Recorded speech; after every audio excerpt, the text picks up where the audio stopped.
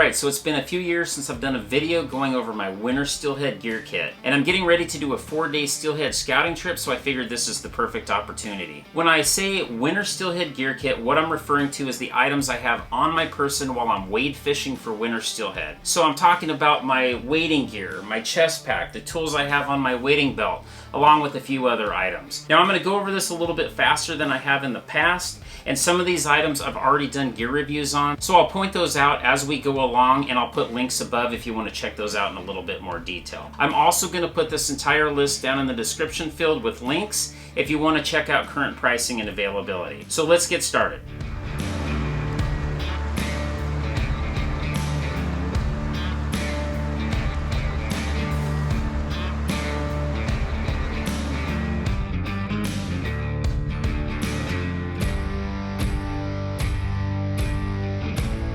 So we'll start off with the most important piece of equipment for a winter steelheader, and that's a good pair of waders. I'm going on season 5 with this pair right here. They're Simms Tributaries, which they're kind of the entry level. When I bought them at the beginning of 2020, I want to say they were about $180. They've gone up to like $230 regular price, but still an excellent pair of waders for that kind of money. I used to buy just cheaper waders like Cabela's or Hodgman's, but I found they only would last a couple seasons. What's nice about the Tributaries is the lower portion of the leg. They have 4 layers of material, and the upper portion has 3. In 2022, during Steelhead road trip, I tore a small hole in the shin area of these waders, so I bought a pair of Simms Freestones, which are the step up. Now, I just kind of had these at home just in case I had like a major blowout with these, and I had a pair that if I was going to be fishing like the road trip or be going the next day, I didn't have to go shopping or wait for an order to arrive in the mail. However, I can't seem to kill these things. They've been excellent waders, but I tell you what, for that scouting trip I'm going on, I'm going to go ahead and break out the Freestones, which again are just the next step up.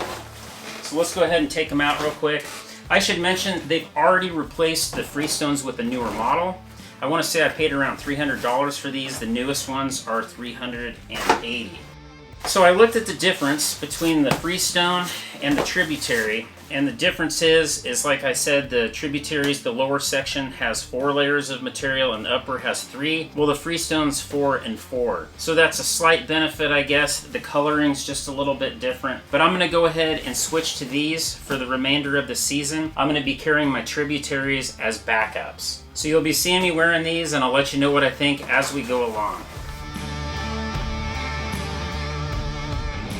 So next, you're going to need a good pair of wading boots. Now, I'm going on season 3 with this particular pair of boots. These are Corker's Dark Horse model. Now, if you're not familiar with Corker's, their claim to fame is that their sole is removable. And this particular sole I have on here is felt with studs, so I had to buy that separately. The extra soles were $50. This pair that I bought actually came with felt and a rubber sole, so I actually have 3 different soles, but since I started using felt with the studs, I just wouldn't use anything else. Unless you're getting in and out of a drift boat, these will tear up a drift boat floor, so I would use like the felt or maybe even just the rubber if you don't want to be tracking a bunch of sand and stuff into the boat. Another awesome feature about the upper end Corker models is they have the BOA lacing system, and if you're not familiar with that, it's kind of how you would put on a snowboarding boot. There's a series of wires for laces, and there's a dial on top. So you simply push that in and dial it once it's on your foot, and that's how you tighten it. To take them off, all you do is pull that dial out, and you just pull your foot out. It's that simple. So no more laces down in the dirt. Oh, I should mention one thing that people claim about the Corker's boots is that the soles come off in sand or in mud. Well, I've only had that happen one time, and I was quickly aware of it because they have a tab on the back, and the sole was basically dragging by that. And that was in like really sticky mud. But other than that, I've been walking in sand, mud, and I've never lost a pair of the soles. So even if you did, a new pair of soles is $50, and you can just carry a second set of soles in your vehicle. Like I always have like one of the other sets with me just in case. So currently these are about $210, and the replaceable sole, the felt with studs, is another $50. So about $260, and you would have 3 different sole options with this particular pair of boots. I'm really happy with the boots, and these are one of the items I've actually done a gear review on when they were brand new. So I'll put a link to that video above if you want to go back and kind of see my initial impressions on this particular boot. But I've been pretty impressed with them so far. So now let's talk wading jackets. Now a wading jacket is just a raincoat that basically only comes down to about your waist level. And the importance of that is when you're wade fishing, you don't want the bottom of your jacket hanging down in the river. This one here is a Simms guide jacket. It's actual Gore-Tex. I've had it for about 3 or 4 years. Now this is kind of a buy once, cry once kind of investment. I think it was $350, but it has been an awesome jacket. It's pretty heavy duty. If you've watched any of my winter steelheading videos, you've seen me wear this in the majority of them. The other nice thing about them is they have this cuff system that gets really tight on your wrist, so if you go to release a steelhead or have your hand down in the water, water won't just come rushing up your sleeve. So before I started the video, I checked the current pricing on the guide jacket and it's $450. It looks like it's a little bit different model than this. Regardless if that's a lot of money, check back with Simms. Sometimes they have sales or they'll offer discounts, but I highly recommend a good wading jacket.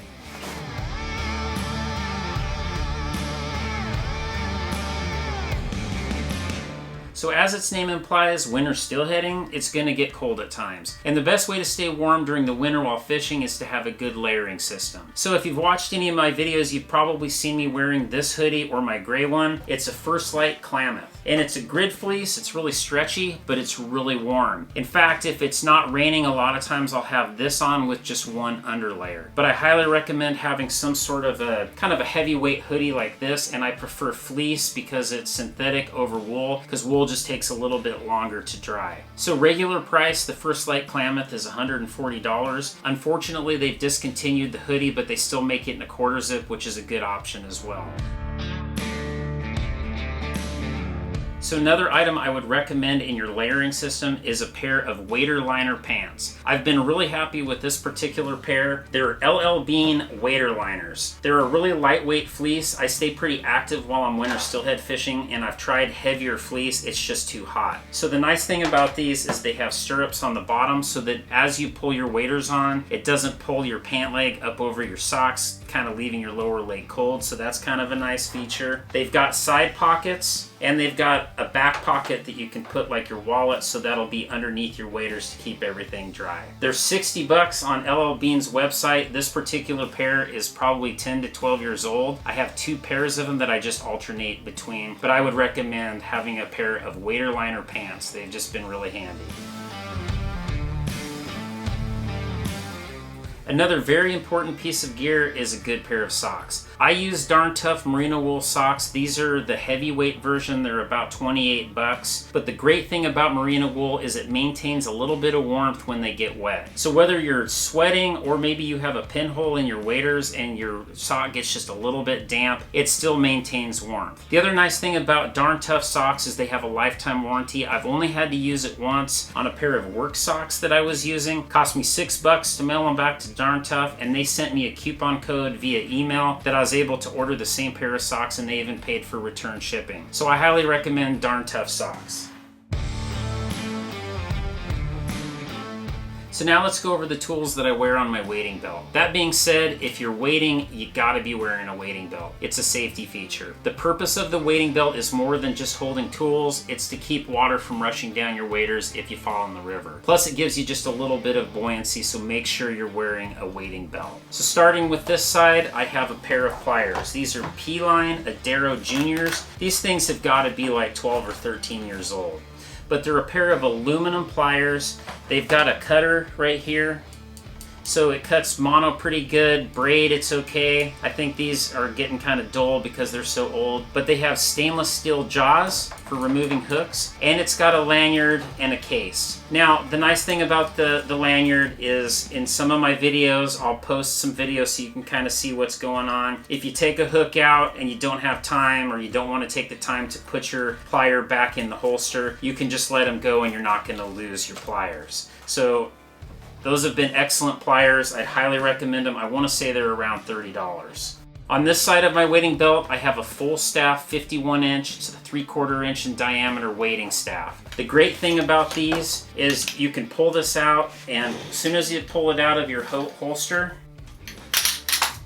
it just springs into place. Not only is it a good feature for wading, for safety reasons, but like if you're fighting a steelhead and you're having to chase it, you can use this to check depths. But I highly recommend using a wading staff, and this is how it breaks down. Of course, it's gonna stick on me because I haven't used it in a while. All right. So then once you break it down, just roll the lanyard around it and you put it right back in the holster. But these are fairly expensive, but they're really high quality. This is about as old as these pliers. I think they're about 150 bucks, but well worth it. These things are 12 or 13 years old and are still working great. So another item you'll see on my wading belt is one of these carabiners, and it's part of my wading net system. I've done a complete video on how I set up my net system, so I'll put a link above if you want to watch that video to show how I set this up. But this carabiner basically holds the leash to my net. So my net is a Freybill catch and release floating net. It's got the rubber coated basket. This is the salmon steelhead version. It's got kind of a shorter handle, but it's got a lanyard that I connect to the leash on my wading belt so that if I release a steelhead, I can just let it go without worrying about losing my net. It's 37 to 42 bucks depending on the day, but I've been really happy with this netting system. I get a lot of questions about it. So now, tackle storage. Now I'm a chest pack guy. Ever since I started using chest packs, I just wouldn't go back to any other option, like a backpack, a tackle bag, even a sling pack I've tried. I just don't like them. I don't want to have to go back to the bank to have to retie or take a backpack off. The nice thing about a chest pack is everything's right at your fingertips. So if you need to retie, you just open this thing up and you're right back in business. This is an Umpqua Overlook 500. The system comes with two back pieces. This is the backpack portion, which I rarely use, and it has a flat portion in the back. Both of them have storage in the back. This one's not quite as much as the backpack, but if you can see here on the backpack, it has a net holder, which is absolutely worthless for a steelhead sized net. It's probably okay for a trout sized net, but it just doesn't work for the steelhead net. I've tried it. Yes, this holds a little bit more equipment, especially if you're going to be away from the truck for all day. I just prefer to have the flat panel on the back. This is where I carry the magnet portion of my net. The flat panel just allows me to use my netting system just a little bit easier. So the Overlook 500 kit with both back panels is $150, and if you want something a little bit simpler, they do make the smaller version. It's called the Rock Creek. These are $80. Now I have done a video more in depth on the Overlook 500 kit, so I'll put a link above if you want to see this in just a little bit more depth. So a couple things I have attached to my chest pack, one of which is a boomerang tool. It's a line cutter that cuts braided line really well as just monofilament, but it's got a built-in retractor and a clip so you can stick it anywhere on your chest pack that you want. They're about 12 to 15 bucks. So on this side of my pack, I carry a safety whistle. Now I have this for two reasons, one of which is if I get hurt, I can use it to try to get the attention of somebody. But what I use it for the most is to try to get the attention of one of my fishing buddies when I have a steelhead on and they can't hear me yelling.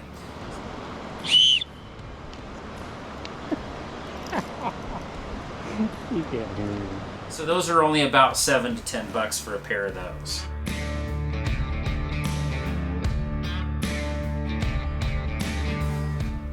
Another item I have attached to my chest pack is a satellite messenger. This is a GARMIN INREACH Mini. It requires a subscription plan. The one that I use is 12 bucks a month, and that includes 10 text messages. So not only can I message emergency services if I get in trouble with this device, I can also sync it to my phone and text my wife, let's say if I'm going to be late getting home. This one's $300, the INREACH Mini, and then they have the INREACH Mini 2, which is the newer model, supposedly has a little better reception and battery life. I want to say that one's about $400, but highly recommended, especially if you fish by yourself like I do, where there's no cell reception.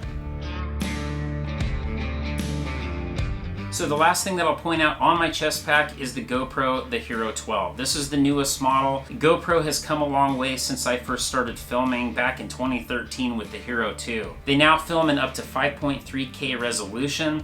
They have great image stabilization. The batteries last a lot longer and they're easier to change out. The Hero 12 is $350. The Hero 11 is now around $300 and the Hero 10 is about $250. I wouldn't go any further back than a Hero 10. I have a Hero 9, but I recently had to replace it because it just had some glitches in it and it caused me to lose some footage. This backpack mount is called the Tellison backpack mount, and it just works really well with these chest packs that have this strap on the front. But I've done a complete gear review and setup of this particular camera, so if you want more information, I'll put a link above and you can check it out. So the last item I'm going to share with you in my winter Steelhead gear kit is my polarized glasses. I just bought these last year. They're Smith Redding and they're 33% BLT, so they're a really light amber lens. In my opinion, you should be wearing glasses anytime you're on the river for a couple reasons. One of which is for safe wading or drift boating, and you can see where the fish are at, but it also protects your eyes from projectiles. You want some sort of an amber lens because it really shows the riverbed well. This particular model is $260. I didn't pay anywhere near that amount for them. You can oftentimes find them on sale. I've also done a gear review on a bunch of different models of polarized glasses. This is just one of many of the pairs that I wear, so I won't bore you with all the different models. I'll put a link above if you want more information on polarized glasses for winter steelhead fishing. Well, now it's time to get these things packed up. I'm really looking forward to this trip. I'm hitting a couple rivers I've never even stepped foot on, so watch for that video coming soon. If you have any questions, make sure to leave them in the comment field below. I'll get back to you as soon as I can. If you're not subscribed, consider subscribing. Hit the bell so you don't miss future videos. I generally put out new videos every Friday at 6 p.m. If I earned it, give me a thumbs up. That helps me out. But thanks for watching, and I'll see you on the next one.